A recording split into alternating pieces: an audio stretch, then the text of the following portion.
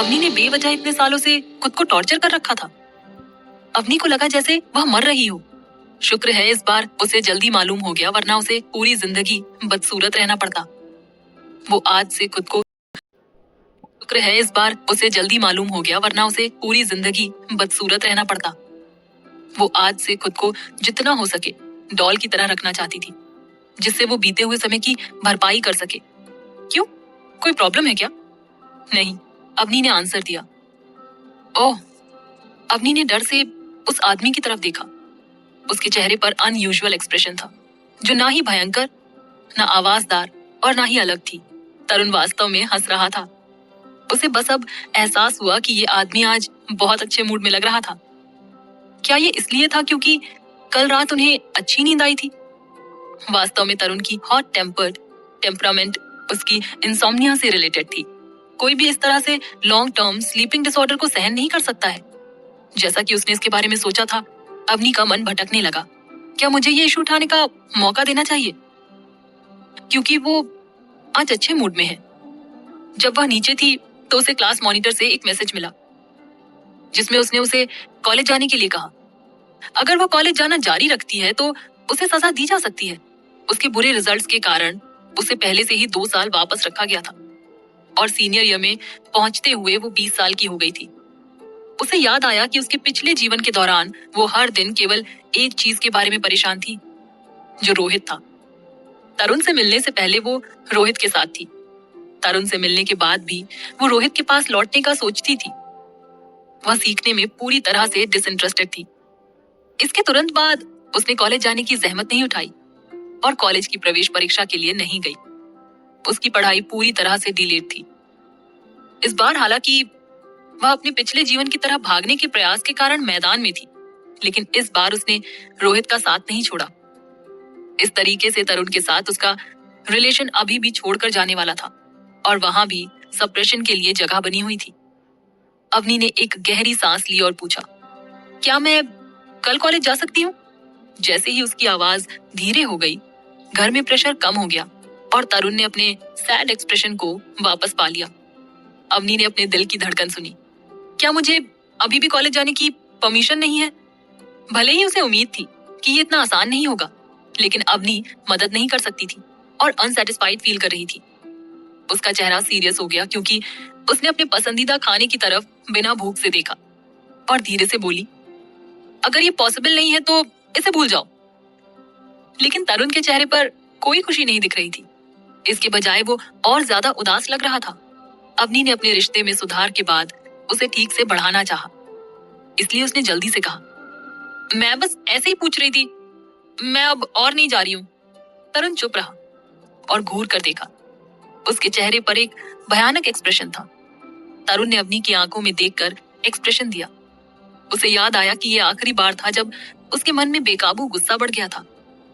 अवनी ने मासूमियत से चेहरे पर हाथ फेरा। इस आदमी को खुश करना बहुत मुश्किल है। मैंने पहले ही कहा कि मैं जाने के लिए नहीं हूँ। अब भी ऐसा क्यों लगता है जैसे वो किसी का मर्डर करना चाहता है? घर का माहौल धीरे धीरे ठंडा हो गया। तरुण और अवनी के बीच का रिश्ता दोबारा शुरू होने से पहले जिस तरह का था वैसा अब नहीं था। ऐसा लग रहा था उसके सामने के व्यक्ति की वजह से डर ने उसके शरीर में वापस से अपनी जगह बना ली थी। लकीली इस समय एक पेयर ऑफ शूज ने सन्नाटा तोड़ दिया। कपिल अपने साथ गार्डनर, फ्लोरिस्ट और बिल्डरों के एक ग्रुप को डाइनिंग हॉल में लाया और बोला, तरुण, गार्डन में मरम्मत का काम करवाना है। कपिल ने सेंटेंस को तोड़ दिया और तरुण के लेफ्ट की तरफ खड़ी अवनी को देखा। वह पल भर के लिए रुक गया, जबकि उसके पीछे काम करने वालों को हैरान कर दिया। वो सिर्फ इस वजह से हैरान थी कि लड़की सुंदर है, लेकिन हर कोई जानता था कि मास्टर के पास ओसीडी का एक गंभीर मामला था और महिलाओं के साथ नफरत थी। दुनिया में केवल एक ही लेडी थी जिसे वो सहन कर सकता था और वह अवनी के अलावा कोई नहीं थी। अवनी ने कपिल और सर्वेंट्स की तरफ देखा, प्रॉन का एक टुकड़ा लिया और कहा, अपोलोजेटिकली, उफ, मैं आज अपना मेकअप लगाना भूल गई। क्या मैंने आप सभी को डराया है? इस नॉन आवाज को सुनकर कपिल सहित हर कोई चौंक गया था। वो बदसूरत औरत डर पैदा करती थी, पर उसकी आवाज पहाड़ियों की तरह क्लियर थी और एक शानदार आवाज थी। फिर भी इस खूबसूरत आवाज ने उन सभी को रिफ्लेक्सिव रिएक्शन ऑफ रिवॉल्यूशन देने पर मजबूर कर दिया। आखिरकार जब से इस महिला ने यहाँ एंटर किया है, तब तक इन सभी लोगों को भी नुकसान उठाना पड़ा था।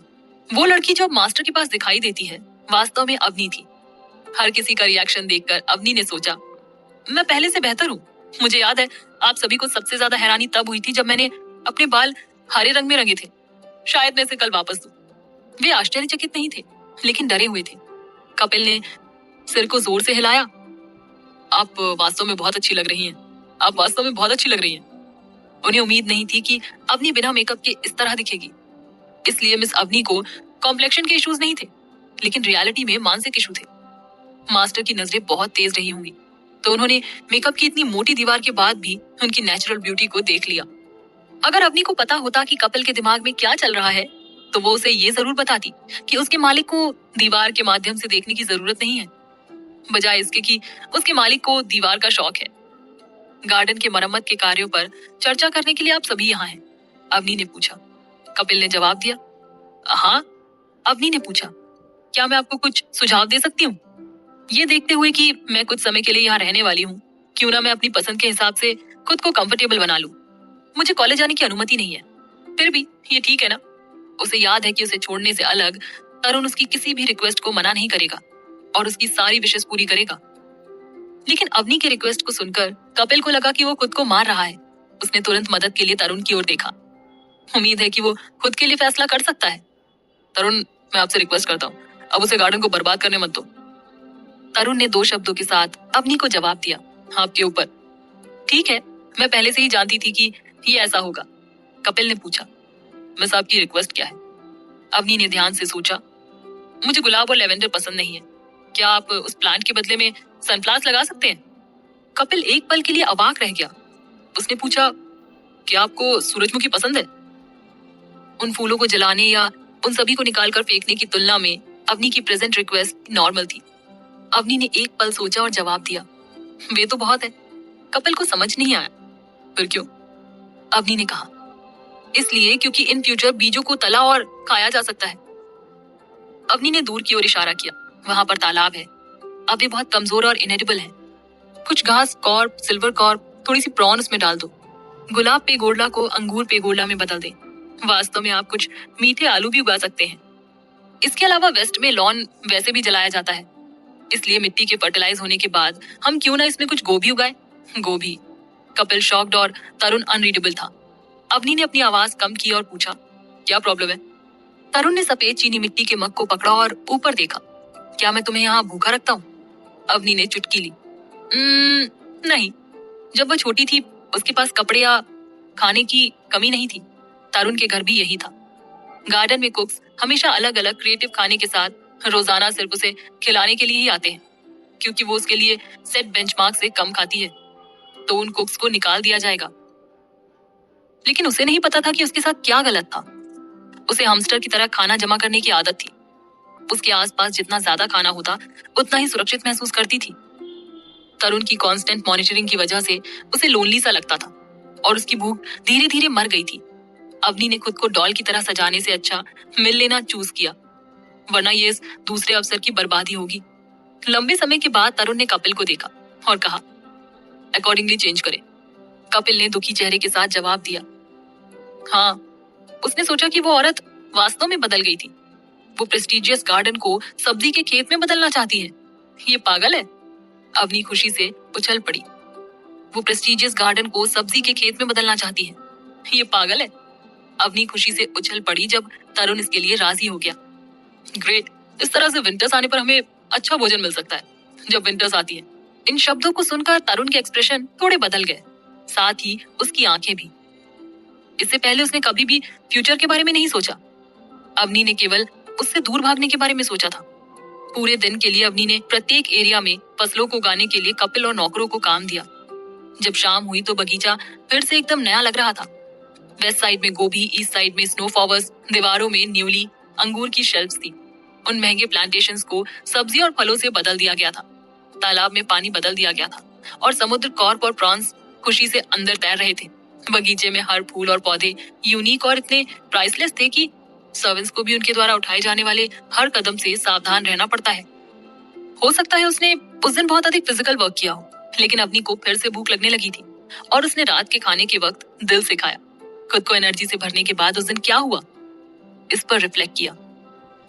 न केवल कॉलेज वापस जाने का मुद्दा था, बल्कि उसके और तरुण के बीच प्रॉब्लमैटिक रिलेशन और स्थिति भी थी। बदलाव लाने के लिए उसके साथ बात करनी थी। तरुण का कमरा सबसे ऊपर वाली मंजिल पर था, जहां वो पहले कभी नहीं गई। Dong Dong. अपनी दरवाजे के सामने घबरा कर खड़ी थी। गहरी सांस ली और नॉक किया। दरवाजा खोला और तरुण ने उसका स्वागत किया। मैं तुम्हारे साथ कुछ डिस्कस करना चाहती हूँ। क्या ये कंफर्टेबल टाइम है? लगता है कि तरुण को उसके आने की उम्मीद थी। वो मुड़ गया और चुपचाप घर में वापस चला गया, जो उसकी परमिशन का इशारा था। अवनी जल्दी से उसके पास खड़ी रही। मुझे आज रात इसे सेटल करना है, चाहे कुछ भी हो जाए।